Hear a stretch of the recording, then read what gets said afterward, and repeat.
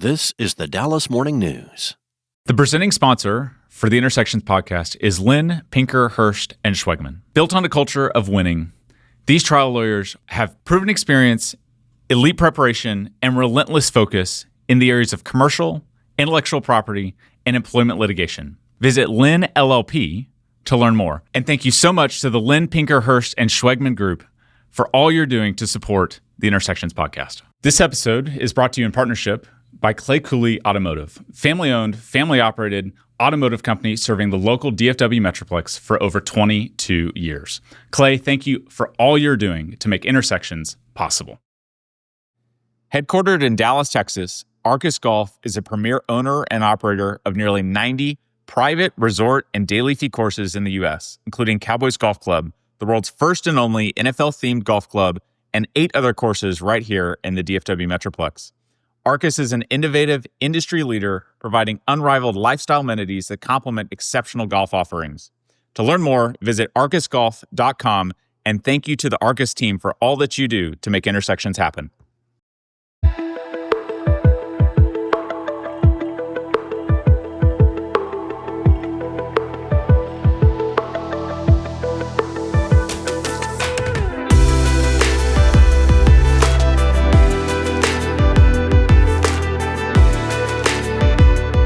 Mark Cuban, one of the most fascinating people that I know to visit with, and in so many different ways. We talked about the Mavericks, we talked about some of the investments, how he got to where he was, but the passion that he came in when we talked at the end about what he's trying to do in disrupting an industry that is maybe the triple reverse off the 10-meter. Yeah, no, that was fascinating. Cost plus drugs is obviously a disruptor in the healthcare space, but what I thought was so neat is you described him at the end as someone who's been so incredibly involved in the community, made such a big difference. And he tells all these stories.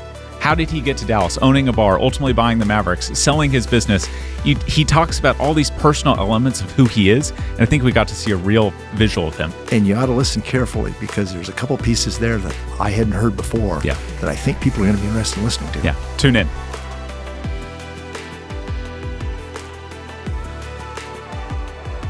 Welcome to Intersections, where we take a multi-generational look at the critical issues facing America. Tom, today's going to be fun. Absolutely. Mark Cuban, probably one of the most popular, successful owners of a sports franchise, at least in this century. In addition to that, people know him as being a shark, an entrepreneur to the extreme. We're going to talk about a lot of different investments, a lot of fun, but somebody that has really made a difference on a franchise and this entire community. Mark, we appreciate you being with us. Thanks for having me on. Yep. Yeah. Well, we were going to get together and then got interrupted by an ice storm. Yeah, which was interesting because that ice storm was just a couple of days after a pretty successful and unexpected victory by a team that you had a lot of relationships with over the years. Oh, yeah. I'm like, what team are you talking about? Yeah. Indiana University. Yes, sir. Hoosiers, baby. The football champions. Yep. Talk about that. You were at the game? Oh, yeah. I was at all the playoff games. Yeah, I mean, anybody who knows anything about Indiana University knows that we literally had the worst football program in the history of football program. We beat more top 10 teams this year than we had beaten the entire, however many, 100 years or whatever, we had existed. So, it was a special run. It was kind of like the early days of the Mavericks when nobody believed it really would happen. And then it did. So, Mark, you went to Indiana University. Yes, I did. You've been a strong supporter of them. $6 million of the rugby team, $5 million in creating the Mark Cuban sports technology and media, some other contributions there. So you've been very much involved. NBA championship as an owner. Where does IU fit into kind of the well, it's still the Mavs up top in 2011. That's not close. The ring's not going away. But yeah, it was still nice because it was like the ultimate underdog story. Yeah. When, again, like the early days of the Mavs, I remember we finally made it into the playoffs. You're like, you're not beating Utah. And then we, go on a little run in 2011. You're not beating the Lakers. They're two-time champions, right? And, in my mind, I'm like, there's no way we're beating the Lakers. And it was kind of the same thing with this. There's no way we're beating Alabama, right? There's no way we're beating Oregon. There's, et cetera, et cetera. And, it's the championship game. Something will happen. This is Indiana football. Yeah. Something will happen. And then boom, Fernando Mendoza, 4th and, 5 or whatever it was, 15-yard run. And the next thing you know, we're on the field celebrating. So Kirk Cignetti, is he as scary as kind of his eyes and his appeal kind of make him look, at least to the public? He's a Pittsburgh guy like me. And he literally has a hardcore Pittsburgh Yinzer accent. Yeah. And so I connect to him. Like, that was one of the reasons I gave more money, because he was a good Pittsburgh guy. And so he's a really good guy, but like me, he's intense. Yeah. He looks for every angle, every edge he can possibly get. He's a student of the game, and he doesn't stop. It's not like, hey, I've been doing this for so long, I know what to do. It's the exact opposite. Let's always learn. In your conversations, too, you've equated him kind of from an entrepreneur, kind of being kind of almost the ideal startup type of person. Yeah. What lessons to be learned there? Well, whenever there's a change in an industry, there's an opportunity. And with NIL, the whole concept of collegiate sports changed from student athlete to pro sports. If you're paying them, they're pros. It doesn't matter what you want to call it. And dealing with the professional athlete, as I know and we've talked about with Kurt, is completely different.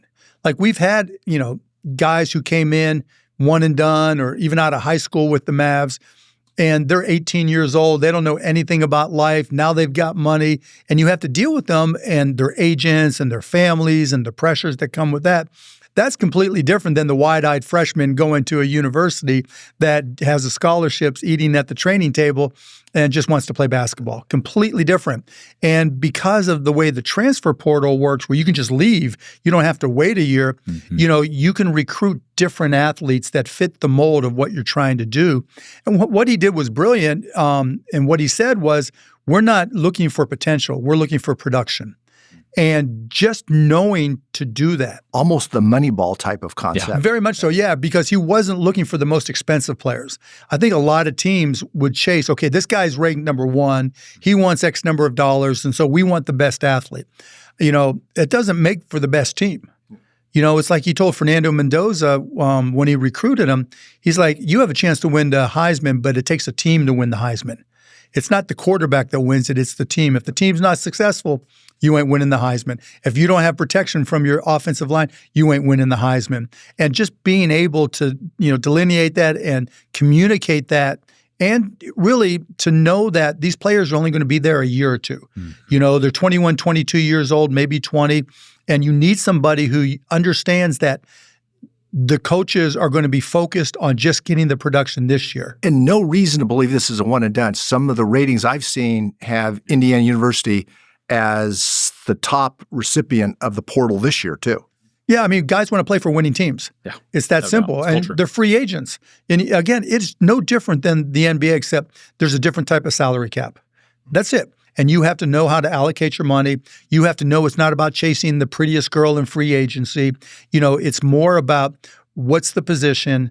Does the player understand the role, which is critical when you're dealing with young guys and, people are just starting to make money. Because, one of the challenges we always have with the Mavs, a guy comes in, now he went from being broke as a joke to making, $1 million a year or more. That's an adjustment. That's an adjustment for anybody. And for athletes, I've had guys that I remember talking to Donnell Harvey my very first year, and he played 1 year at Florida. Never had a checking account, had no clue how to use a credit card. Nobody in his family ever had a checking account or knew how to use a credit card. You have to adapt, and you have to know that in this day and age that it's different. Well, that brings up Mark Cuban, going back to the days at Indiana University. You had done a year at Pitt, and then went to Indiana University, and the selection for Indiana University to go to the business school was the cheapest, top-rated business school. The top 10 business schools, and I picked the cheapest one, yeah. And interesting selection process. I'd never seen it. I showed up. I got accepted. It's not like my parents could leave their jobs and take me. It's not like I was going to go by myself.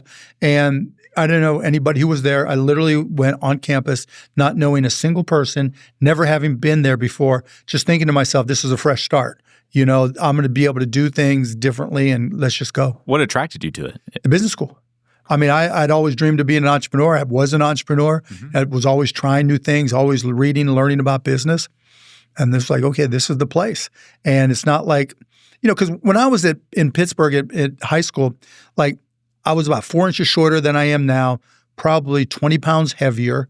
Literally, and I played sports, but by that time I wasn't in great shape. But one time I was chasing after a ball, ran into a bicycle head on. It chipped these 2 teeth. My dad did upholstery on cars. My mom did odd jobs. Like, they just got me caps. Well, those caps happened to be stainless steel because they were the cheapest ones. And so literally, 16 years old, I'm walking around school, and every time I would smile, people were like, give me a hard time. And, didn't have a girlfriend in high school at all.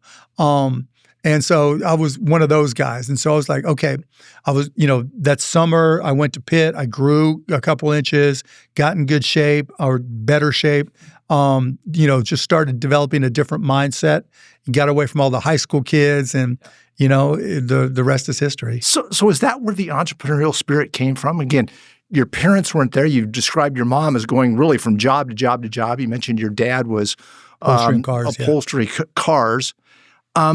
Where did that entrepreneurial spirit kind of set in? Yeah, my dad always said, if you want it, you got to figure it out.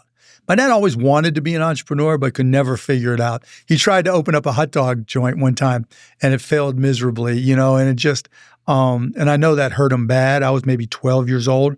But, he was like, Mark, you're going to be able to do things in this world I can't, but I can't help you, so you have to figure it all out. And I remember I used to buy and sell stamps, and I made okay money buying and selling stamps. Like, I would go to a stamp show. I remember he went with me one time.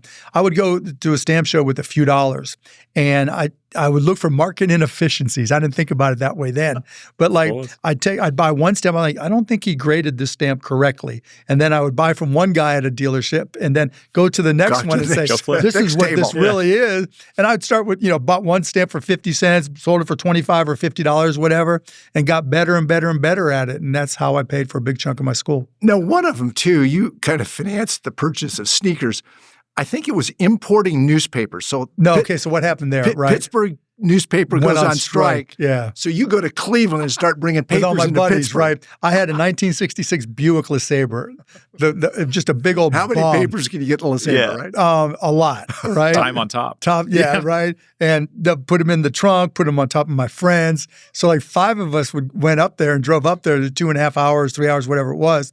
And literally because it was the middle of the night and it was the morning newspaper. So we had to be back in Pittsburgh in time to sell them on the street corners. And literally we would wait by all the news boxes that they had, what they put newspapers in, and one by one. And then we finally realized, let's just ask the guy with the truck. Right. And so we just bought a bunch from the guy with the truck, and he filled up our car. We gave him the money, and we, back then it was like 10 cents or whatever for a paper. Drove to Pittsburgh, sold them for 50 cents. Everybody let us keep the change. I mean, I went home and just fell asleep for 2 days. I don't remember how much we made, but it was good. And it was a learning lesson, I learned that, if you fill a need, good things can happen. So you went and did a year after graduating from Indiana University, went back to Pittsburgh with Mellon Bank. But that lasted about 9 months. Just 9 months. And then you came to Dallas, and first job was a bartender on Greenville Avenue. Yeah. So walk us through how you got from a bank to bartender. So you have to go back before that. And why in the world Dallas? So you have to go back before that. So my senior year, actually the summer before my senior year at Indiana, I got with one of my buddies, Evan Williams, and I had a student loan for like $2,500. And he had graduated. He had a little bit more money. So we decided to buy this bar on time payments called Motley's Pub. And I had to bartend. So I learned how to bartend, more of a shot and beer type thing. But I had to learn. And the bar got raided, and we had underage kids because they were all my friends. Like when we started this thing, I wasn't even 21 yet. And so, and I used to have a police scanner behind the bar, and that pissed off the cops even more because we'd kick everybody out when we heard they were coming. And then they got us one time. Did this come up in the vetting when you went into ownership of the NBA? Did the other owners start asking? Probably at some point, They asked me a lot of screwball questions. I'll tell you, going to that, like, one of the questions was from a guy who was working at the Knicks. And he's like, are you going to be like that other owner, Jerry Jones, in Dallas? And realized this is 2000, January of 2000. So it was only a few years from all the Super Bowls. I'm like, I damn well hope so. Right? I want to be that. Yeah, I want to have all those rings, walk around saying, how about them Cowboys? How about them Mavericks? It's good. But you went from Greenville avenue and then started in the software. And then people think broadcast.com is the big winner. But you had I had a few winner winners. before that. Yeah, I had Micro multiple winners. Solutions is one. Multiple winners. So Talk about that. I got a job working at night as a bartender. Then during the day, I'd go through the classified ads, right? And so I saw this job, and I wanted to get into a new industry. And so it was a job at a company called Your Business Software. And I go down there, and there was a guy there, and two of them, and they interview me. And I mean, I took one computer class in college, and I cheated, right? Because that was back when they had cards, and it was Fortran programming language, and I couldn't type worth a damn, so I got somebody else to type my cards. And so I knew what I was doing, but I couldn't type. And so in any event, I sat down with them, and they asked me different questions, but PCs and software were brand new to everybody. So it wasn't like they knew a lot and I didn't. Like, it wasn't like they were geeks or anything. Like, well, what do you do if there's a question you don't know the answer? I'm like, you look it in the manual. Okay, that's a good answer. All right. And then they got one more question. You got referred by an ad in the paper through an agency. Will you not tell them we give you the job so we don't have to pay the fee? I'm like, done. Because I'm sleeping 6 guys in a 3-bedroom apartment and I'm sleeping on the floor, whatever it took to get paid. Yeah. And that lasted probably 9 months and I got fired. What'd you do for them? I sold software. Yeah, but the good part of it was I learned so much. And PCs were new to everybody. And I had to go out and get my own business and everything and build customers and prospects. And then I had to teach myself about the software because there's nobody else there that had any idea about computers. Like the guy who owned it, I remember I had 2 for $99 suits, literally 2 for Madness suits. And there's a place, Rethreads, I think it's still there, and not Preston Center, but Forest and Preston. And I used to buy used clothes and used suits there. So all, other than my 2 for $99ers, used polos, used ties, used socks, used whatever I could. It was all used. I remember him saying to me, you need to buy some nicer suits. I'm like, you don't even sell anything, right? You're worried about it. You hardly pay me anything. But one day, I had a deal where I was going to make a $1,500 commission, which was huge for me. And that was going to allow me to move out of the dump I was living with in the village, right?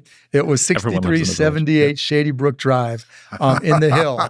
And it's gone. One of the places I live in the village is still there, 1224 Corners. I'll never forget because maybe 5 years ago, I went and knocked on the door to see if I can go in, but nobody answered. That would have been fun. But in any event, so I got fired. And I was sleeping on the floor and I'm like, I'm stuck, right? I mean, no job, no nothing, but I'm like, I've been through so many jobs and I'm 24, right? I'm like, I need to just start my own thing. That was always what I wanted to do. So I wrote up this thing for Micro Solutions, which was my first company. Yeah. And I had one company, Architectural Lighting, that came into Your Business Software.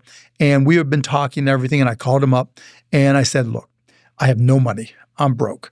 And I know this software that you want to install costs $500. It cost me $250. If you advance that to me, right, I promise you I'll make it work. And if it doesn't, I'll walk your dog, I'll wash your car, I'll do whatever it takes to make it up to you. And they're like, sure. And that was my first customer. And then they referred me to somebody else. And then Micro Solutions grew and, to 80 employees, 30-some million in sales. Wow. And we were profitable every single month of our existence. And then you sold it. And I sold it to CompuServe. Okay, then how did you come? So that was the big one. But that was the first one, yeah. Let's walk into broadcast.com. That started as AudioNet. Right. And so really before even that. You? Right. So even before that. So I'd learned a lot about computers, so I started trading stocks. And I started killing it. I mean, because at Micro Solutions, we were one of the largest systems integrators in the company. This wasn't just like a little deal, right? We were IBM's largest token ring reseller, biggest network integrators. We were top 10, and it was like, okay, I knew my stuff. And so my broker, when I got the money, I made like $2 million and a little bit after tax. And I went to my broker. Off of Micro Solutions. Off of Micro Solutions. And this is 1990. I'm like, I want to live like a 60-year-old, right? Because interest rates were higher. And it was like, fine, we'll put you in bonds, whatever. Raleigh Rawls and Charlie McKinney, who still works for me. And then all of a sudden they started asking me questions about these companies that I knew all about their products and services. And they would get their analyst on the phone. Then the analyst would go on CNBC or whatever, and he'd say what I said, and the stocks would move all over the place. I'm like, screw that. I'm going to make that money, right? So I started trading and killed it. Like I was making 80% returns, and I went from like my 2 million to 8 or 10 million or whatever, probably a little bit more. And then somebody came to me and said, we want to start a hedge fund built around your trading. And I'm like, sure, I'll do that. And we did that. And literally within 9 months, we sold it. And so I made a little chunk of money there, not a ton, but I was like, this is found money. It's another exit. And then that was in the early 90s. And I moved to LA for a couple of years, partied like a rock star, took acting classes so I could meet hot girls. I had fun.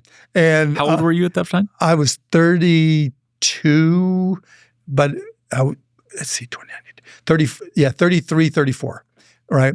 And lived in Manhattan Beach, right on the ocean. Sure. Then I moved to Hollywood so I could be closer to auditions, lived right next door to Keanu Reeves, right by the Hollywood sign.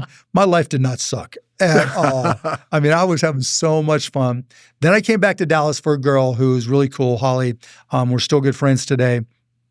And that didn't work out. But I was having lunch at California Peach's Kitchen in Preston Center. And one of my buddies, we would get together, Todd Wagner, and we would just talk, about whatever. And he's like, Mark, there's got to be a way. He had been talking to these other people, and I'm like, that makes no sense. But he's like, there's got to be a way we can listen to Indiana basketball in Dallas, Texas. Because literally, if it was a big basketball game, we would have somebody in Bloomington, Indiana, put a speakerphone next to a radio, and then we would have a speakerphone here. And it was expensive back then to do that. Notice basketball, not football. Oh, yeah, basketball, right? And we would have a 12-pack or whatever of beer doing our thing. And I'm like, you know what? Because I'd done all this networking with Micro Solutions and software. I wrote software. I'm like, okay, let me figure it out. So we started this company called AudioNet. I put up the first $75,000, then the first $250,000, then the first $500,000. I'm like, okay, this is going to work. I'm pretty sure. So we raised money, and we raised it at a $3 million valuation from a bunch of our friends who gave $10,000, $20,000, $30,000, which, in hindsight, they got a hell of a deal. Oh, absolutely. And we were the first streaming company, the very, very first. And I remember going to KLIF and talking to the folks down there. And what was his name? Dan Bennett. And there was another guy, and saying, look, there's this thing called the internet. Yeah, I've heard of it. Well, you're going to be able to do over the internet what you're starting to be able to do with cable television, because even cable television was relatively new and satellite was relatively new.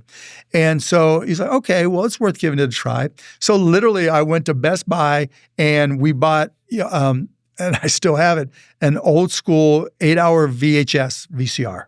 And I would take the outputs, the audio guys will understand this. I would use analog outputs, the red, blue, and green, right? Or yellow, whatever. And I would take the outputs of the board at the radio station, put it into the VCR, record 8 hours of Norm Hitzkiss and, Kevin. And then I would take it back to my house and encode it and put it on a Packard Bell PC that we bought in my bedroom. And we would put it out there. And then Todd and I would go on CompuServe and AOL and Prodigy, all the, all this stuff that was happening back then, and said, look, if you want to listen to anything related to Dallas sports or Dallas news, come to audionet.com. And it was 5 people, then 10 people, then 100 people. Then we said, okay, we have something here. Because, we couldn't advertise. It was just us online and people telling each other. And, here's how you keep up with Dallas sports, da-da-da-da-da. And then we went to other radio stations and just started growing it and just kept on growing and growing and growing. And then we bought the domain name broadcast.com in 97 because we knew we were going to get to video. And then the rest is history. We just kept on. So what was the time period from that conversation at California Pizza Kitchen to the Yahoo sale? So that was early 95. And then we went public in July 18th, I think it was, July 18th of 1998. It was the biggest IPO first day gain in the history of the stock market. Oh my God, you talk about getting drunk. We got trashed. Todd and I. For good reason. Yeah. Todd and I and our buddies all went. We were in New York at the in Wall Street for the NASDAQ, and it was one of the first times they had people in their big NASDAQ board they have. And we decided to go to this bar called Harry's. And every time they talked about broadcast.com on CNN or FNN, whatever it was, we did a shot. It's a drinking game. Oh my God. And then we're like, we passed out so fast. We were done, right? And then we decided, okay, we can't quit because we have to get up early and go back to Dallas. So we're just going to keep on going hard. So we went out in New York City and just tore it up, hungover. But it was like, okay, let's just stay here. And some folks were like, let's just stay here one more day and recover. I'm like, we can't. All these people just bought our stock. We got to go back to work. Yeah, we got to go back to work. And so, then the Yahoo deal happened. I forget when.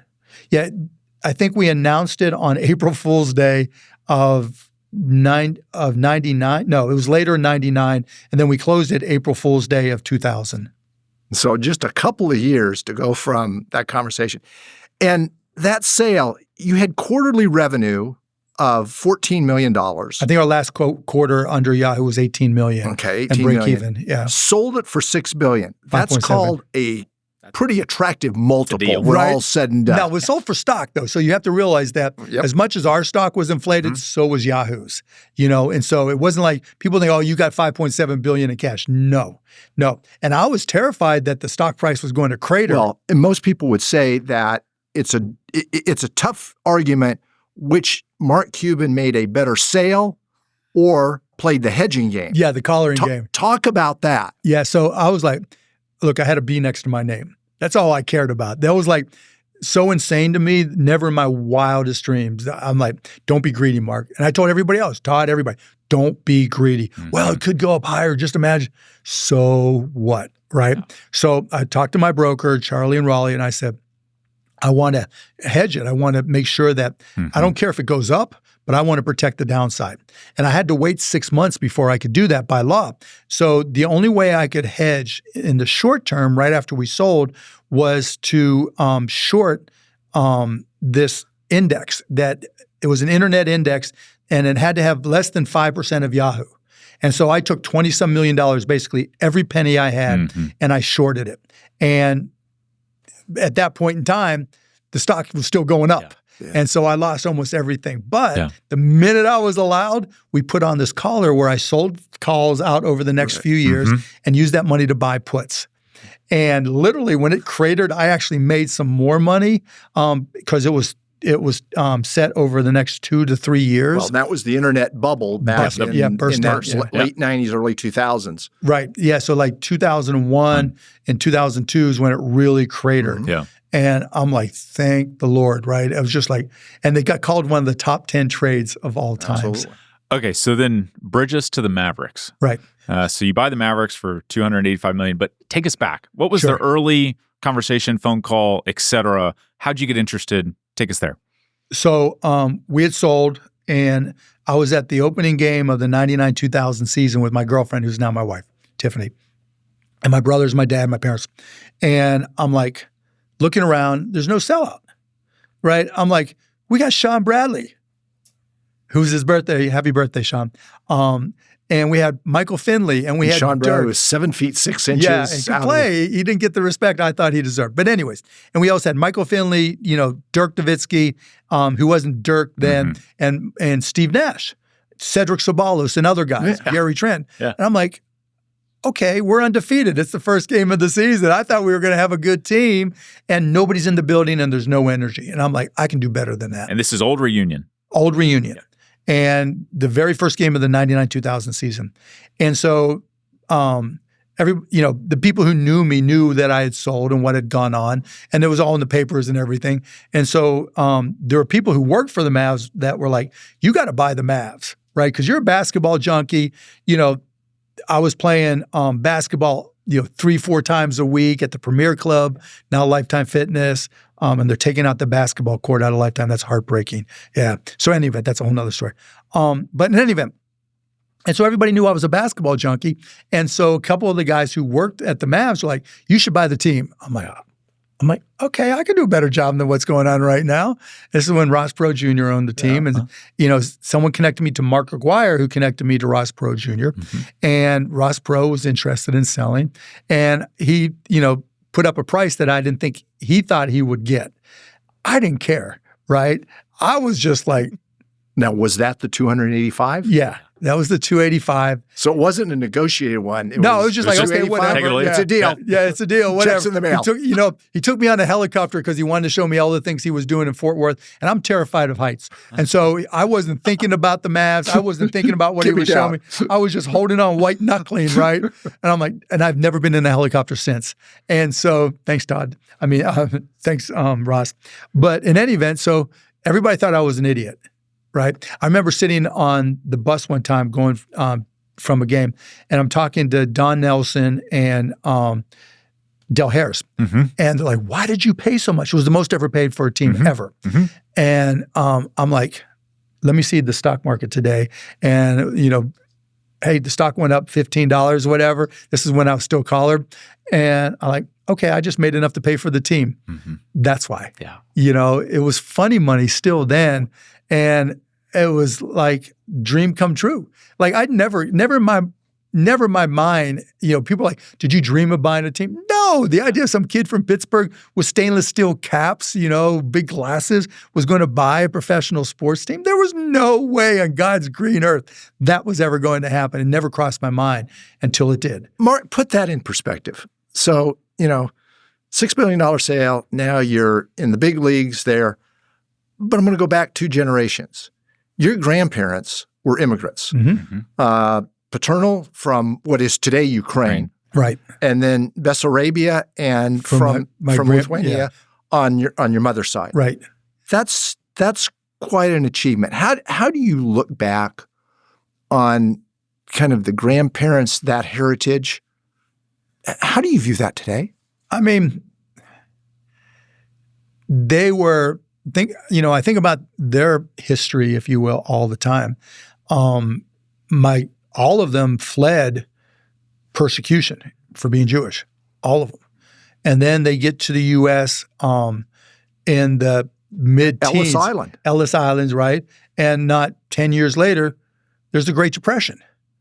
And that's what my parents are born into. And trust me, and you probably know the same. Absolutely. Like when your parents are the parents of the Great Depression and your grandparents had it even worse, that's how you were raised. It sticks with you. Yeah, and just the habits. Like my kids still freak out. Like, this is my son's water. I have no problem picking up the water and drinking it or eating off their plate. They're like, oh, that's gross. I'm like, you don't have any idea, right?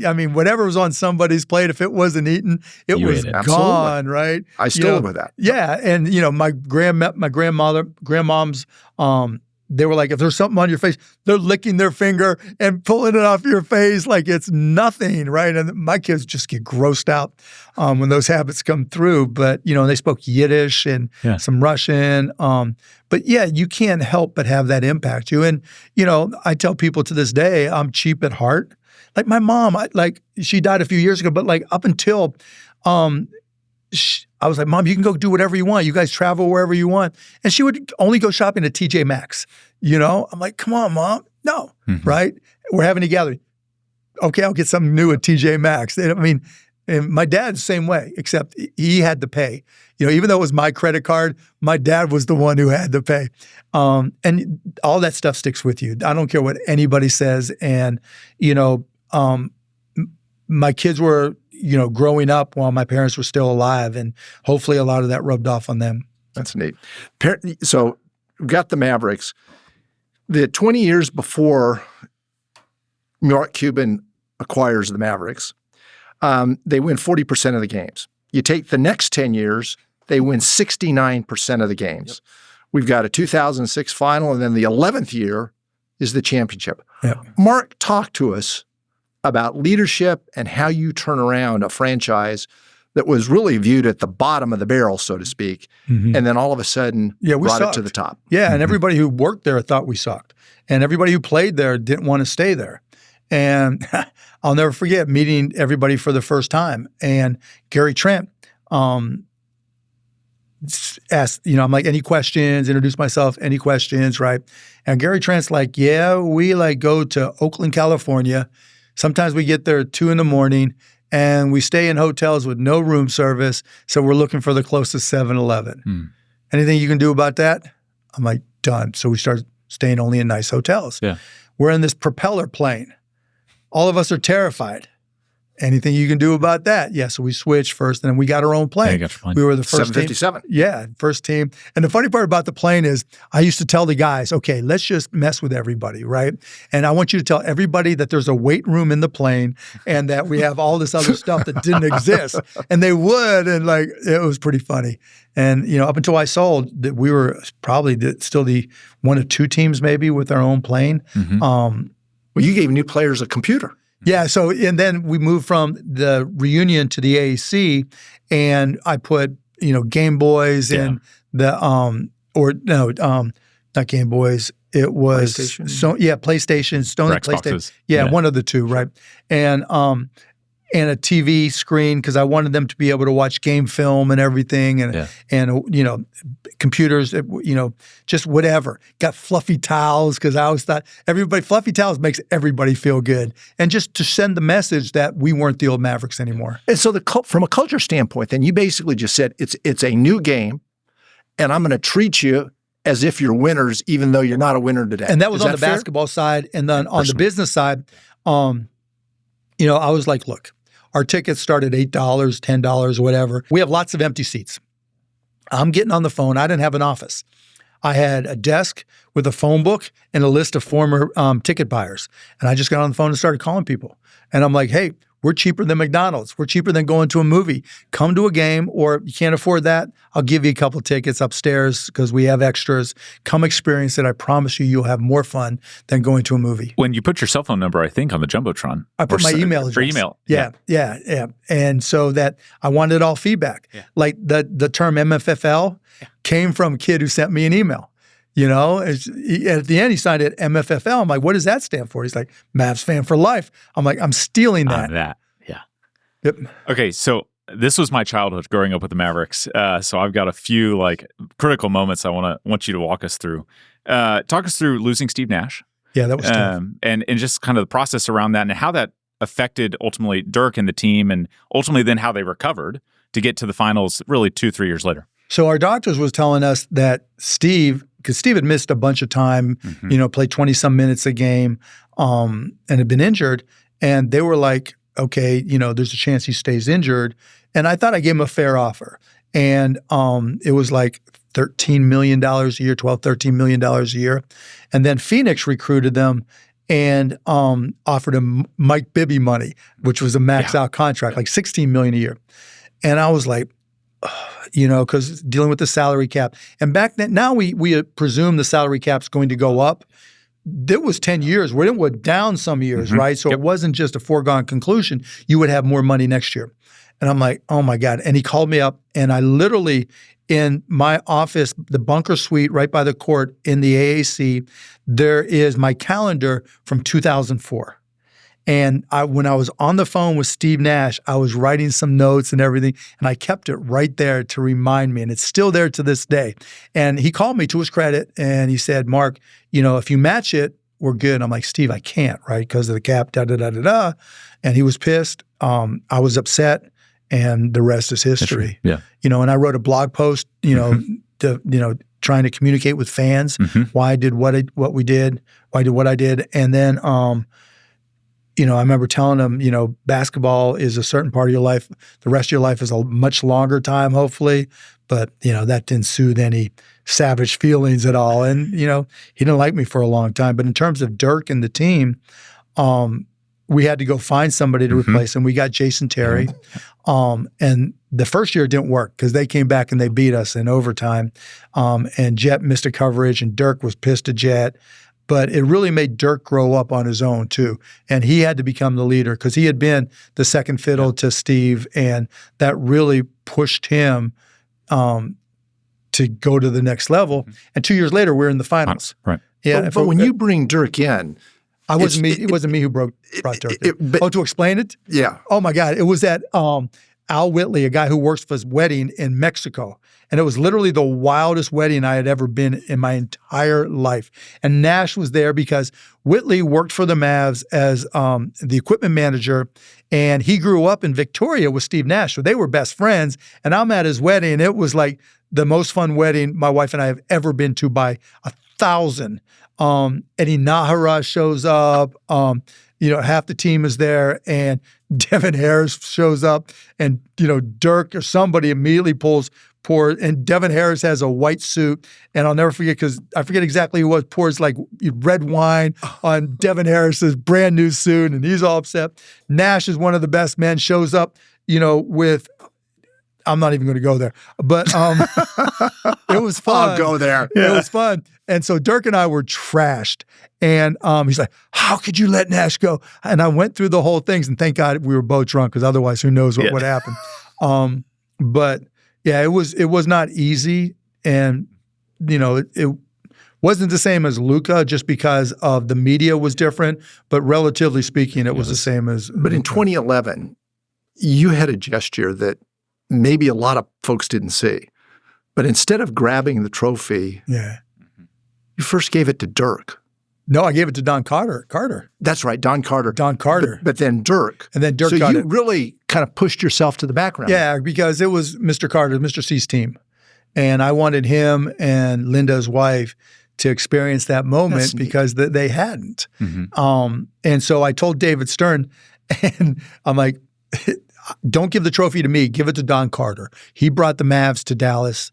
I wanted him, he's older. I wanted him to experience that moment and Mrs. C to experience that moment. And they were moving slow, and, it's on TV, and they're trying to get, the cameras, they only have so much live television time. And David Stern's, where are they? Where are they? And then he's like, at the behest of Mark Cuban, we present the trophy to Mr. Don Carter, the founder of the Dallas Mavericks, and gives it to him. And it was so heavy, Mr. C's like, oh, and then he hands it to me, and I hand it to Dirk. Very interesting, too, and walk us through that. It's a minute to go, and it's pretty obvious at this point that they're going to win. 11-point lead, something like that, but a minute to go. And you can see Dirk's face, the emotion that comes on it of kind of maybe all this weight coming on him or coming off. I'm not sure what the right description is. And then game's over. You've won it. It's the championship. Dirk leaves and goes to the locker room. It wasn't even over. There was like the last second. He jumps over the table and goes right to the locker room, because it was emotional. I mean, how could you not be? All this built up after, 2006 and then 2007 when we lost to the Warriors to Nelly, right? And then all of a sudden to make it happen. And I remember, at that point we were up 10 or 11 with like 30 seconds to go. And I'm like, oh my God, this is going to really happen.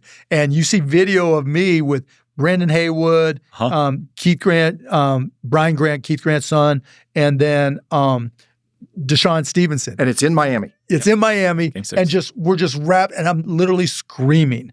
Not because I'm happy, but just all that stress is gone. And I remember running out, just hugging everybody, Jet, Rick, and I'm thinking, oh, this is kind of anticlimactic. It's great, but people don't realize, losing is worse than winning is fun. And all the stress of potentially losing, whether it was the Mavs or Indiana, is like that weighs on you more than anything. And then when we won, all that stress is gone, and we can just let loose. Okay, let's do a compare then and go 5 years before that. 2006. Mavericks are up in the final, still against Miami. Yeah. Then it kind of goes away quickly. Yeah. You made a comment that you felt the league had manufactured. No, I don't think the league. I thought some of the refs. Okay. Had manufactured that end result. Yeah. You still believe that? Yeah. Okay. Talk about it. Yeah, I don't think the league tried to cheat, and I don't think refs were really trying to force the outcome per se in a illegal way, but I thought they gave them every call in the book. Yeah. When Dwayne Wade shoots however many free throws it was, and there were moments where it was like, how the hell is this happening? And I'll never forget it was the third quarter of the first game in Miami. We led the series 2-0. We were up like 14 points. Right. And I'm thinking to myself, I'm right behind the bench thinking, oh my God, we could sweep these guys. And then Udonis Haslem steals the ball, goes in and scores. But not long after that, when the game was in the balance, there was a play where Shaquille O'Neal pushes Eric Dampier. Yeah. Oh, yeah. Right? And they called the foul on Eric Dampier. And Shaq, of all people, makes 2 free throws. And I'm like, oh my God, this is not good. And then it gets worse. And to me, as much as we talk about Dwayne Wade shooting free throws, that was the epitome of what was going on and where things were going bad. Okay, so 2011. I believe, and you can disagree with me or not, but I believe it's the greatest playoff run in the history of the NBA. By far. So walk us through the series. So Aldridge in Portland, Kobe Powell, Lakers, Westbrook, Durant, Harden at the Thunder, and then Bosh, Wade, LeBron. Those are some good teams, those 4 so series. We go against Portland, and it's a close series. It's like 2-2, and I think it was 2-2, and Brandon Roy goes nuts for a comeback, and we lose. Game 4, Yeah, and we lose. And we're like, oh no. And they're calling us the one and done boys. I always give Ben Rogers, the broadcaster, a hard time because he coined the term. I think he was on the ticket back then. The one and done boys again. And then Dirk just like turns it on. LaMarcus kind of runs out of gas those last 2 games. Brandon Roy had been injured, didn't have it in, and we win. Yeah. And so the next step is taking on Kobe, the defending champs. Very different outcome. Yeah, Kobe and Paul Gasol, Andrew Bynum, all these guys, right? And I'm thinking, all right, at least we made it through the first round. And I mean, this is going to be tough. And we go, and the first game there, we're down like 15 or something like that, and we come back. And I'm like, okay. And then second game, kind of the same thing, right? And we win, we're up 2-0. And I'll never forget because Jack Nicholson has seats right by the visitor's bench. And I'm like, hey, Jack, because I would see him because I'd sit right behind the bench and, some of his friends and stuff, we got to be cordial. I wouldn't say friend. I'm like, Jack, do you need anything in Dallas? He goes, no, don't worry about it. You'll be back here. And I'm like, okay, and I'm not thinking we're going to sweep them, right? And then we go up 3-0. And Kobe says, hey. And not close. Blowouts. Big blowouts. Blowout, third one. Then the fourth game. Here we are, closeout. And I'm thinking, okay, if 3-0, no one had ever come back from 3-0 in the playoffs. I'm thinking if it's ever going to happen, it's the Lakers and it's us, right? Because that's just the way I think, because I'm setting myself up so I'm not too disappointed. And we're hitting everything. Yeah, literally. Literally. Like everything that we throw up is going in. It's shocking. I think we get up by 40 points or something at one point. And I can remember seeing the Laker bench. The cameras went to the Laker bench down like that, and it was clear that the game was absolutely over. They had left. They had left the building. But yeah, spirit for sure. was gone.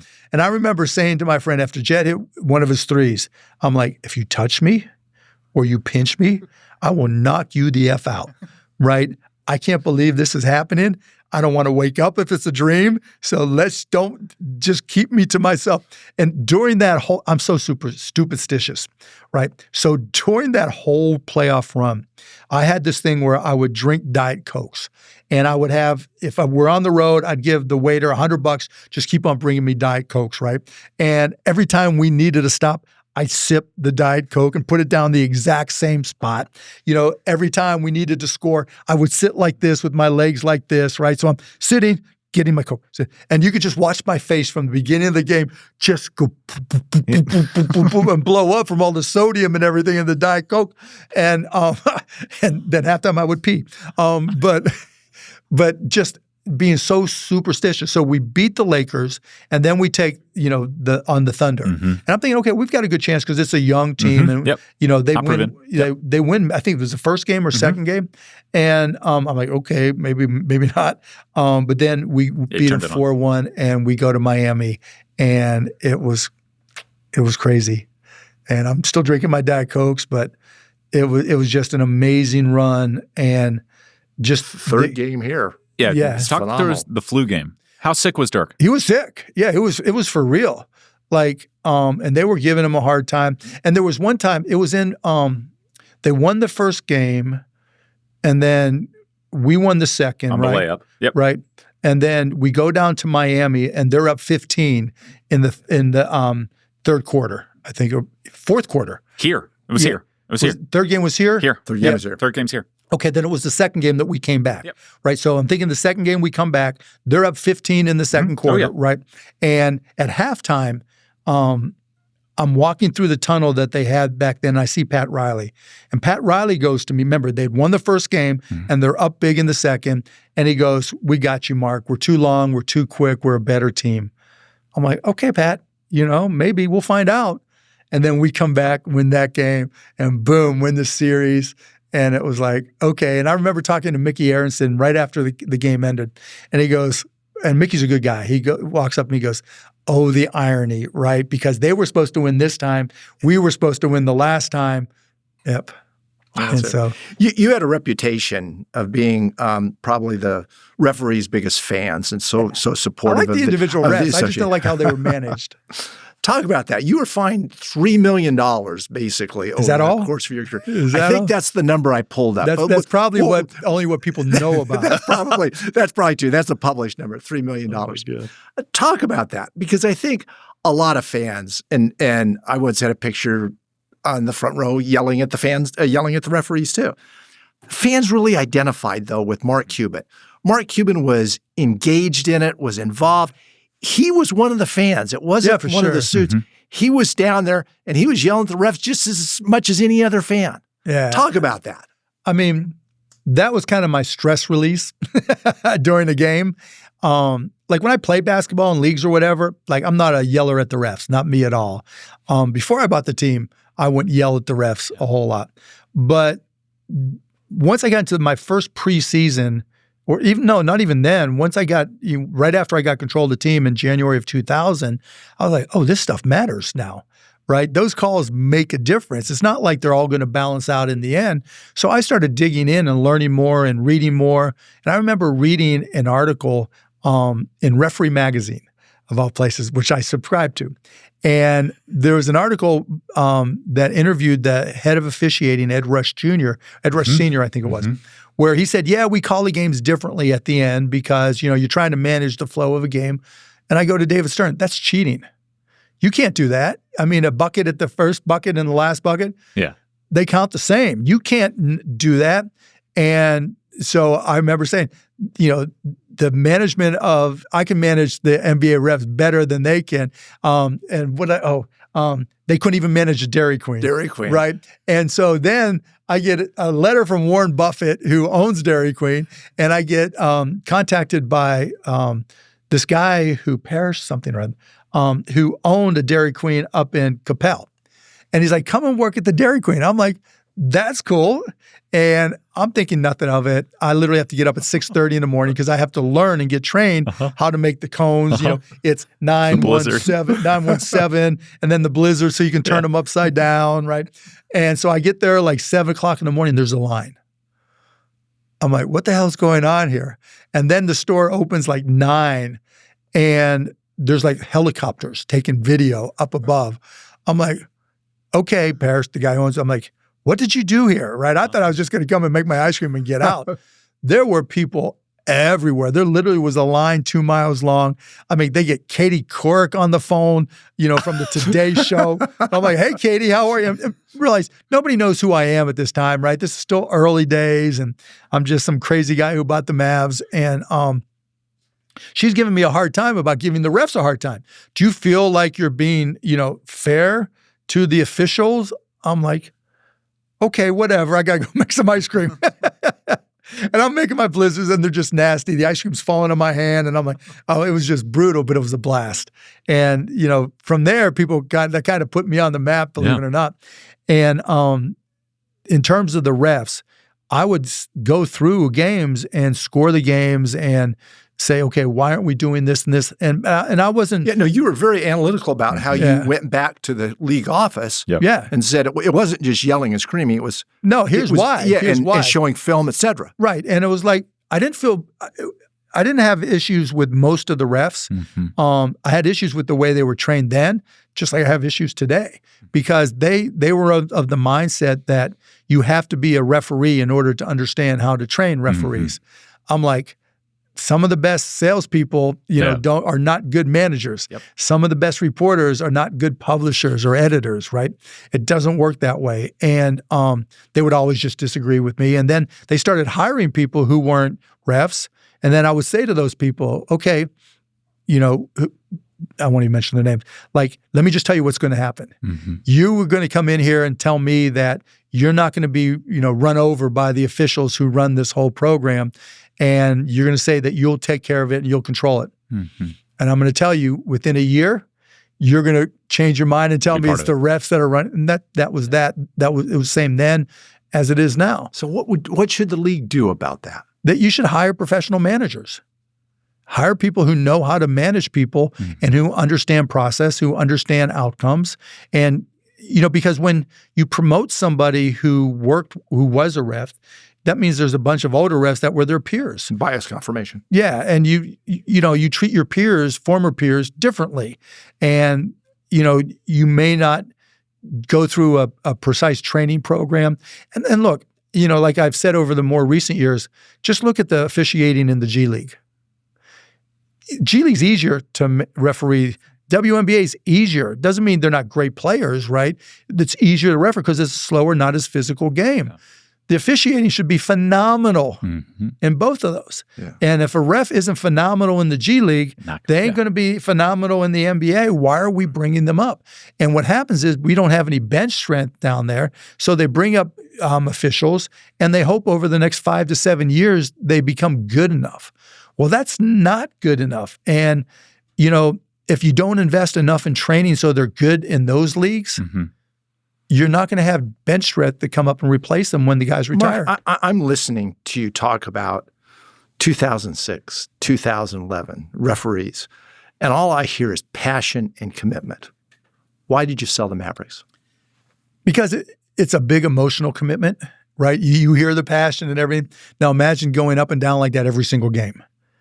That's hard. Yep. Two, my kids, they were coming of the age where they would be of the mindset maybe they want to work at the Mavs, and I didn't want that for them. It can be abusive a lot. You can What do you mean by that? Meaning, if fans don't like what you're doing or the team's not doing well, you're the worst human being on the planet, and they treat you that way. Do you have any regret? I don't regret selling. I regret who I sold to. Yeah, I made a lot of mistakes in the process, and I'll leave it at that. Okay. That does push us, though, to February 25, February 2025. We had a player What happened then? Nothing major. We had a player who was not only probably one of the best players in the league. If not the best, yeah. If not the best. But maybe more important than that was the face of the league. And I think today of seeing the— We're certainly the face of the Mavericks, right? Well, I even say the league. Today, if you pull up NBC, ABC, when we're promoting, you got 5 players, top 5 players, but the one that's front and center is Luka. Yeah. Talk about that trade, your feelings of it. And how'd you find out? I was in Florida for a conference, and I got a text from a then general manager, and he said, call, and I did. And I thought he was asking me what I thought about a potential trade for Luka. He was like, no, Mark, it's done.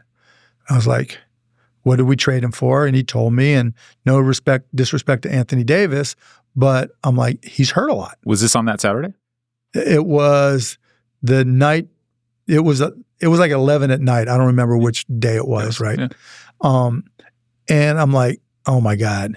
And then I'm like, okay, and I hung up and I called the new owner. And he started telling me stuff that wasn't true, that he had been told as the reason why he approved it. And I'm like, that's not true. This is a mistake, but nothing I can do. Here's how you spin it positively as best you can. We're going to have this great defensive team, yada, yada, yada. So who wanted him out? You have to ask those guys. But Mark, I think people in Dallas, and I'd say across the nation too, I see all over the nation, I see people wearing the Luka Dallas jersey and that. Yep. People are asked the question of, how can this happen? How can you make a mistake like that? That again, and you touched on. No, I mean, it's not just the look, player. we all make mistakes, but it's that's what a big came mistake. through. Yeah. What came through it? I think there was a lot of things that went into it, and I'm just guessing, right? I think that Luka comes from a culture, Slovenia, the Serbian culture, where, I mean, look at Nikola Jokic. Yeah. He's not like lean, mean, fighting machine, right? And he's going to have a beer and he's going to enjoy, and his brothers are going to be there partying too, right? Well, most of his weight, though, is carrying NBA trophies Right, and rings. right, So. and MVPs, yeah. And so, you have to understand that's where Luka comes from. Mm-hmm. And, if you know his dad at all, you see that, if you see how he carries himself and, you have to spend time with him, and having spent a lot of time with Luka, Mm-hmm.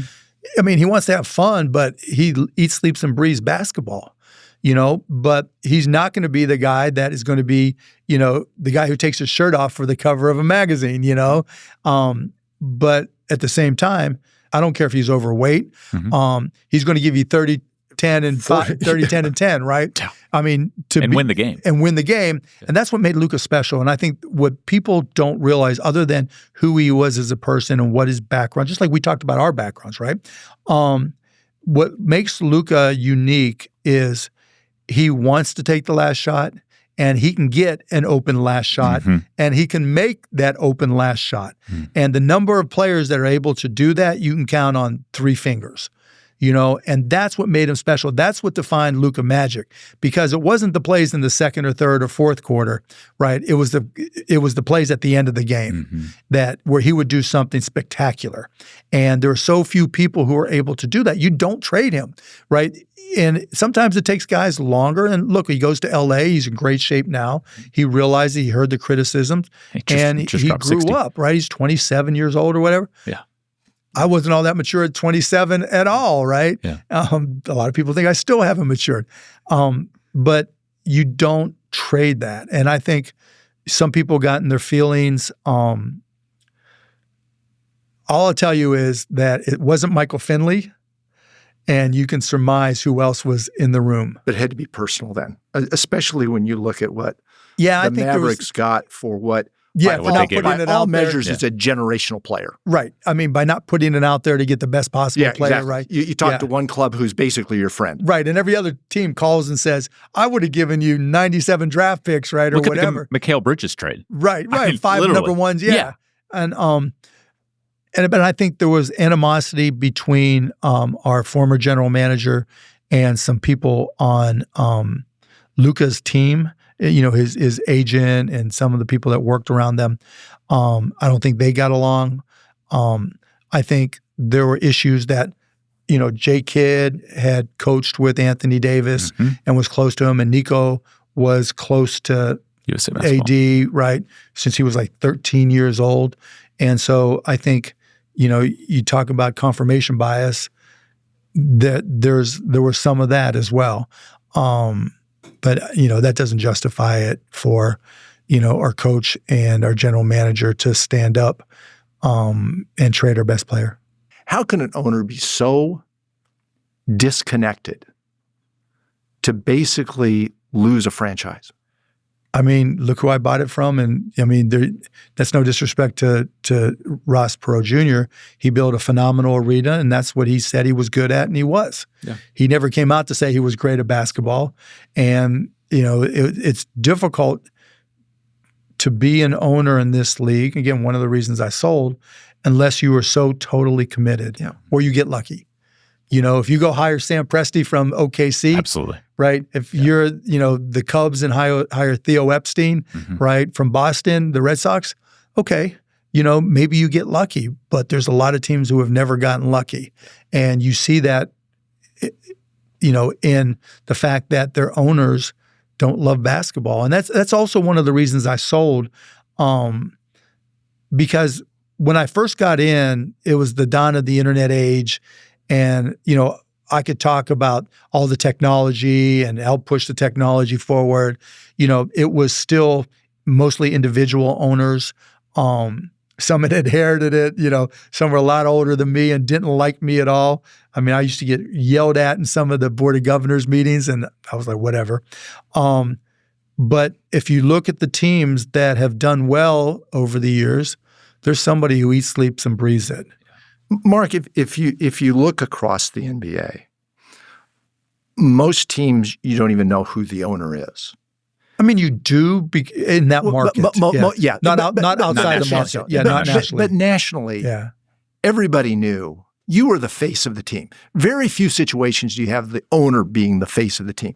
You were the face of the team. I would tell you Dirk was the face of the team, but I was the fans' representative. But you were there. Yeah. And as we've talked about, enormous success. I mean, not a lot of owners get to hold that trophy. Right. And see the success over the years. Those next 10 years, what we didn't say is there's only 1 year you didn't make the playoffs. It was a consistent run. The sale, what's happened since, does that hurt your legacy? I don't care. Okay. Right. I mean, and honestly, with what I'm doing with Cost Plus Drugs, the door is open for me to have a far greater impact on the country and the world than sports. Then tell us about Cost Plus Drugs. You were known on the court as being a disruptor. We talked about fans doing things differently, the jet, et cetera. You're trying to disrupt maybe the toughest industry to disrupt. Yeah, and that was the whole goal, right? Healthcare. Yeah, Talk about what you're doing on that cost plus model and let us know what success you're having. Sure. So when you talk to people about healthcare, the economic side of healthcare, not one person has ever said it's great. Right, over the last 20 years. Everybody, it's challenging, right? It's scary for all of us. Can we afford our care? Is our insurance going to cover it? Are we going to get denied, right? Can we afford our medications? We've all heard the stories of someone being at the pharmacy counter and having to turn around and walk away because they couldn't afford it. Yeah. And so I got a cold email from a Dr. Alex Oshmayansky who wanted to manufacture drugs that go on a short supply list. And those drugs are often generic, and they're pediatric cancer drugs or a bunch of drugs that are very much needed. And it was shocking to me they would go on a short supply list. And so we built a factory in Dallas that's robotically driven, AI driven, so we can manufacture those drugs and save kids' lives, right? And part of that is my part in learning all that was starting to dig into the pharmacy industry. And this was right around the time the pharma bro was going to jail, or I forget exactly. And I was like, how did this guy take this one drug and just jack it up 750%? And as you start digging in, you realize for pharmaceuticals, there's no transparency at all. None. When you get a prescription, to this minute, 9 out of 10 times, they're going to say, okay, Tom, okay, Kyle, you need this drug. What pharmacy do you use? That's it. And then you don't know what it's going to cost you. You hope you think you know, right? But your copay, your coinsurance, where you are with your deductible, So we created this site called costplusdrugs.com, a company called costplusdrugs.com. And when you go to costplusdrugs.com, you put in the name of the medication. And we don't sell all of them, but we sell thousands of them. And if we carry it, it comes up. But what makes us different is we show you our actual cost. So if that medication cost me $27, right? I'll use these, cost me $30, then you see that I'm marking it up 15%. So $30 plus 15% of 30 is $4.50. It's going to cost you $34.50 plus $5 shipping and handling. That's it, right? And for the first time, people can see that this is what they're going to pay. We charge the same. We're still the only company. We launched January of 2022. We're still the only pharmacy that publishes their entire price list. We're still the only pharmacy that charges every single patient the exact same price. We're still the only pharmacy that if our costs go down, your costs go down. And so in doing so, people were realizing they could save tens, hundreds, thousands, tens of thousands of dollars per month, tens of thousands of dollars per year, just because we priced it fairly. And in terms of how we're doing, it's like, whew, I just looked at our numbers again this morning because I get a report on how many prescriptions requests we get every morning, another record. And so we keep on growing and growing and growing because, as there's a growing amount of uncertainty with our health insurance and all these middlemen that take their piece, we work from the outside in. So where do the other pharmaceutical companies see you? What? How do they see you? So it depends what kind of company they are, Yeah. right? If they're one of the middlemen, they hate us. Mm-hmm. If it's an insurance company who owns one of the middlemen, they hate us. If it's a generic manufacturer or a provider to us, they love us, right? Because we provide volume. The in between is brand manufacturers that won't. There's a bunch of them that won't sell to us, not because they don't want to work with us, but because there's these middlemen called pharmacy benefit managers that have these things called formularies, right? The infamous PBMs. The infamous PBMs, right? And these formularies are the list of drugs that your insurance company will pay for. Mm-hmm. And by controlling that list for 180 million plus people, 80% of the market, they get to go to the brand manufacturers and say, pay me, or I'm not going to allow the insurance company that owns me to sell your drugs. And then they also say, if you work with Mark Cuban, costplusdrugs.com, we are going to make it so fewer people will have access to your medications. Now, why would they do that? Because when we started publishing for the brands and the generics and the injectables and the biosimilars that we sell, when we started publishing our cost and our margin and selling it for so much less, everybody got to see that they were getting ripped off. Yeah. And Transparency. Yep. Yeah. And so while the generics are 92% of the prescriptions, they're, 8, 10, 12% of the actual dollar value. All the dollar value is with the brand medications.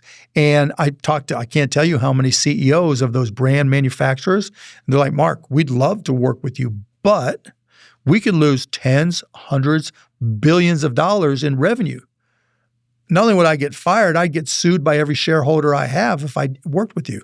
Because those PBMs, those insurance companies that own them, realize that for whatever brand medication that you Skyrizi, whatever it may be, if we're showing the actual cost and only marking it up 15%, we're going to save a lot of people a lot of money, and that money is going to come right out of the pockets of the PBMs or their customers that they're getting the rebates for. It begs a wider question, though, Mark, and that is, and I just saw a survey. Everybody's talking today from an affordability standpoint. The whole issues are affordability that'll be in the midterm elections, et cetera. Well, it basically came down to affordability for most people is the cost of healthcare. Of course. We've got a system, and you've kind of outlined it pretty well with the PBMs, et cetera. That sounds a lot like any other industry. It would be antitrust. Yeah, of course. Congress would be all over it, et cetera, et cetera. It's even worse than That's not the case. No, it's Why? Why do we allow this to go on? Because not enough of us are fighting it, right? And it's not, it's starting to become political, and there's more doctors, more pharmacies that are fighting it because pharmacies have been dumped on by these PBMs. Independent physicians are getting dumped on even worse. Oh my gosh, yes. Right? They're getting crushed by the insurance companies and the hospitals. Crazy. Yeah, it's ridiculous. And so what makes it unsound and makes it difficult is the size of these insurance companies, or in one case, the PBM that owns the insurance company.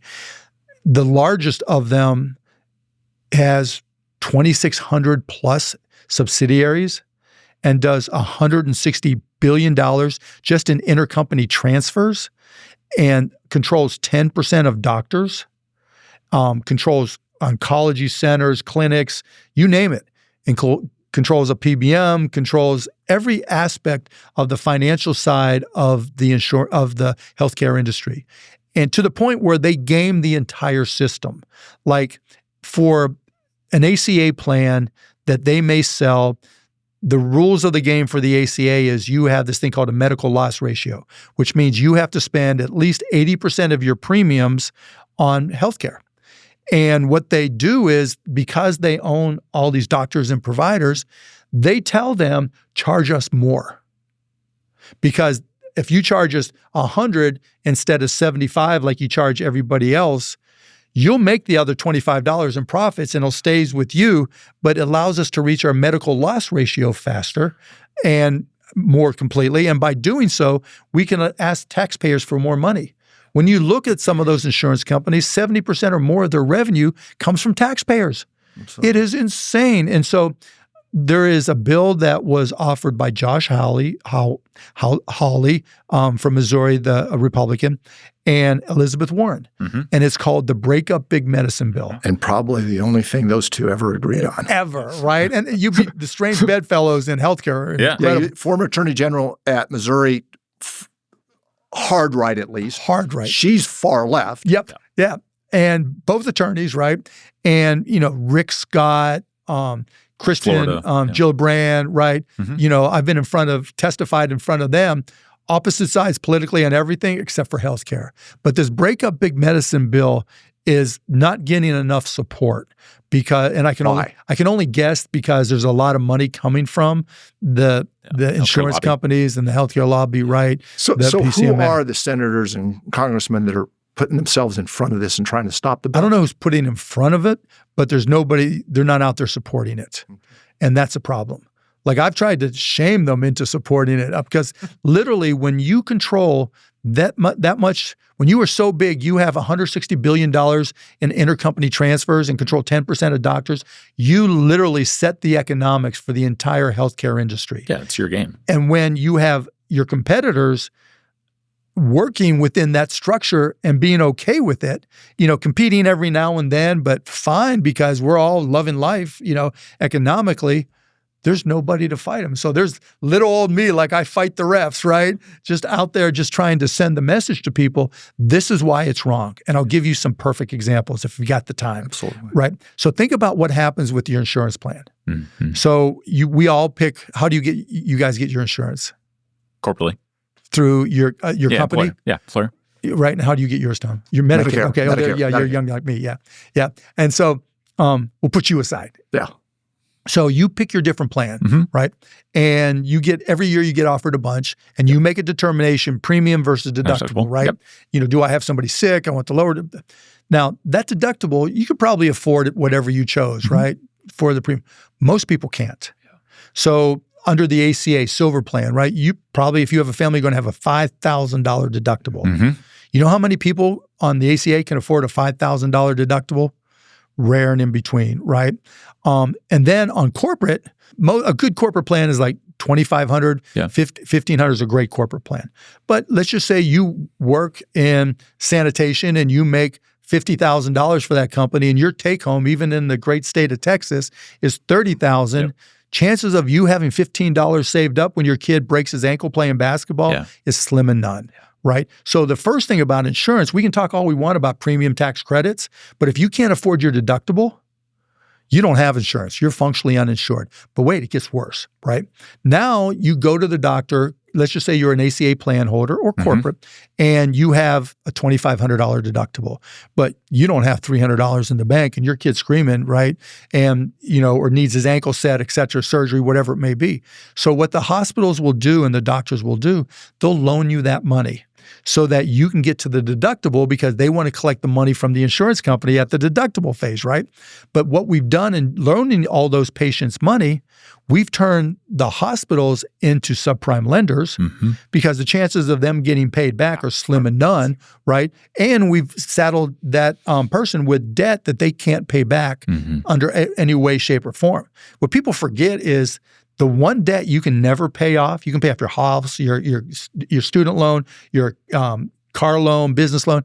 You're always paying your insurance premiums to the day you die. Right. They take it from your Social Security, right? Yep. And then you pay your Part D premium so you can get prescriptions. You're paying your premiums every day, and those premiums keep on going up. And your employer keeps, till the day you die, you will pay premiums. Now, those insurance companies that are collecting those premiums are already gaming it, like I told you with the MLR. But you also, they make the contract with the providers, the hospitals, et cetera. And Trump passed a law to his credit saying that they have to put all those on their website. So the transparency files. And so you get to see a lot of these contracts. They're not perfect. They lie in some of them, et cetera. But what ends up happening is the price that the biggest insurance companies in the country negotiate is higher than what any of us walking in with a credit card would pay. the cash price is always lower, right? Why? Because when that insurance company pays that hospital, let's just say I've had my hip replaced, right? So let's just say the headline price, the published price is $35,000. The insurance company said, oh yeah, we paid, you replaced Mark's hip. We're not paying you $35,000 like we contracted. We'll pay you $30,000. If you don't like it, sue us, right? So not only did they underpay, they late pay. Then they audit. Then they claw back for some funky reason on the audit. And that creates more expense because the hospital now has to have all these administrators and lawyers and all that kind of stuff. So they underpay, late pay, claw back all the time. So now the hospitals are subprime lenders, et cetera, et cetera. Now they have to come up with funky stuff to make up for what they weren't getting here. And what's even worse with the hospitals, they don't even do cost accounting. They have no idea what stuff costs them, none, right? So they create these things called facilities fees. They do these things where they have, depending on where the care is offered, the price will be different, right? They take advantage of 340B, and all these things add up and cost the taxpayers money and make it really, really difficult for anybody in this country that, unless you're really wealthy, to understand what it's going to cost for their care. And so how does that all apply to the breakup big medicine? They have so much control over the economics using all the reasons I just mentioned. And we didn't even talk about the pharmacy benefit managers and the things they do to rip off companies and patients. And I'll give you one example there.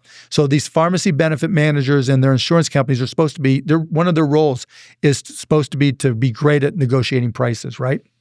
But in your deductible phase, Kyle, if you need a brand medication and you go there, and let's just say you have a $2,500 deductible and it's $600 for this brand medication, for those first 4 months, you're paying full retail price, which is crazy. You're supposed to be negotiating, which means effectively those rebates that you hear that the PBMs talk about, they're being paid for by a company's sickest employees, by the ACA's sickest, plan holders.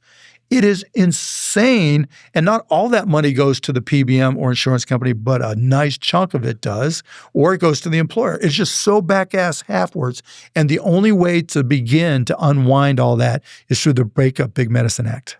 So, Mark, we've talked one industry that touches us a lot. That's roughly 20% of the economy, a couple percentage points short, but pretty close to 20%. You've, over the years, dabbled on the political side. 2016, you actually did some polling to see if you could go against the two candidates at that time, Trump and Clinton. You've actually been talked about as a running mate with Trump, with other ones. You were a strong supporter of Kamala Harris. Talk about how you look at Washington today. I try not to. I try to go out there and answer their questions and give them feedback as an outsider. I'm an independent. The first thing I would do is get rid of both parties. I think it's ridiculous that people have allegiance to a party over their constituents as a politician, right? That makes no sense whatsoever. And when there's such a party attraction or connection, you get the stuff that we have today, where people's identity becomes the candidate they voted for, which is the worst thing possible for this country. We don't talk about reducing the stress of every American in this country. We talk about what's best for the Republican Party, what's best for the Democratic Party. It's ridiculous. I mean, it's become a parliamentary system. Yes. It's just like going back to healthcare. Like, for whatever reason, the Democrats have to get caught up on premium tax credits for the ACA. And the Republicans are the exact opposite, right? We want to save that money. And, no one talks about deductibles. Yeah. No one talks about, can you afford even to play, to begin to get care? Like, going back to your deductible, if you need your loan for your house guaranteed so you can afford your mortgage, right, you can get it guaranteed to at least a certain extent with the government. And cities like throughout Texas will give you money for your first down payment on your first house, right? If you get an SBA loan and go to the bank and you're fairly qualified, the government will buy down or guarantee that note for the bank so the bank doesn't lose money, right? If you want to go to SMU or UT and you need a loan or need a guarantee for the loan, and all you're going to do is party for one semester and then drop out, they'll still give you money, right? If you're in a horrific car wreck and can't afford your deductible, good luck to you. All we'd have to change is to do the math so that the taxpayers with a lot of constrictions, right, would guarantee your deductibles. Now, you would put restrictions to say, look, the deductible, you can't spend more than Medicare rates, right? You can't just go to your buddy who's a surgeon and spend all this extra money. But within these limitations, we will guarantee that money for you. And oh, by the way, if we're going to do that, then the insurance companies effectively just turned into banks anyways. So instead of paying your money to the insurance company where you never see it again, let us put it in an HSA, which is no longer connected to an insurance product, and you can accumulate that money tax-free, use it for your health care, and if you need more because something bad happens, we'll loan it to you as opposed to give it to you, except probably certain circumstances, and we'll guarantee that for the bank. And at that point, you're actually a shopper, so it drives some of the transparency of people asking questions. And it pushes prices down because you're limited on what you can spend. That sets the market, and you aren't dealing with the insurance company. And by the grace of God, if you have great genetics and you don't get sick by the time you go on Medicare, that money's all yours. Yeah. You've been putting in 50, you just make it so you have to deposit what you would have paid in an ACA premium. It's in different words, but arguments for catastrophic care. Yeah, and eliminating insurance companies because they're a big part of the problem. So would you favor a single payer system?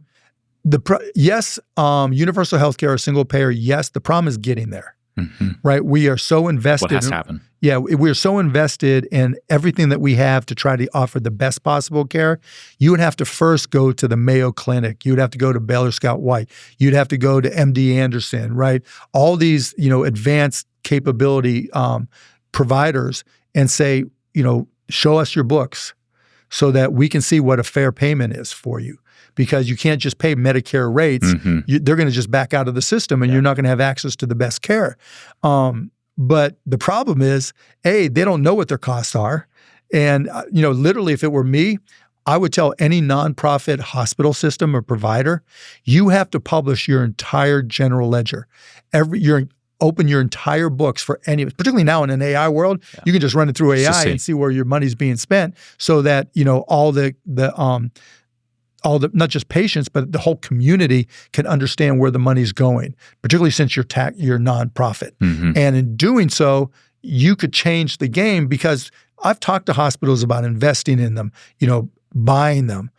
And the money they waste, like literally every single time, with one exception, when I've talked to them and said, okay, no consultants, you have to hire the right people, no this, and this, they all ghost me. Well, Mark, I think people are going to come at the healthcare system a lot of different ways. But I think they would all agree with you that there's significant change that needs to take place. For sure. And it's going to take a lot of passion and people like you who are going to jump into it and really put themselves on the line, and you've done that.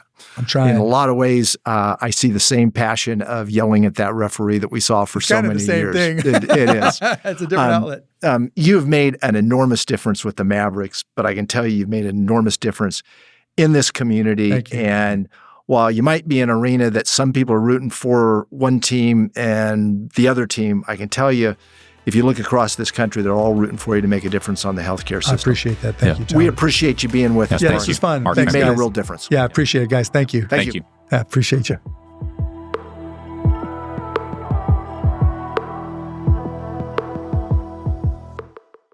Thank you for watching today's episode. Again, today's episode is sponsored by Clay Cooley Automotive, a family-owned, family-operated automotive company serving the local DFW Metroplex for over 22 years. Thank you for watching today's episode. Again, today's episode is sponsored by Clay Cooley Automotive, a family-owned, family-operated automotive company serving the local DFW Metroplex for over 22 years.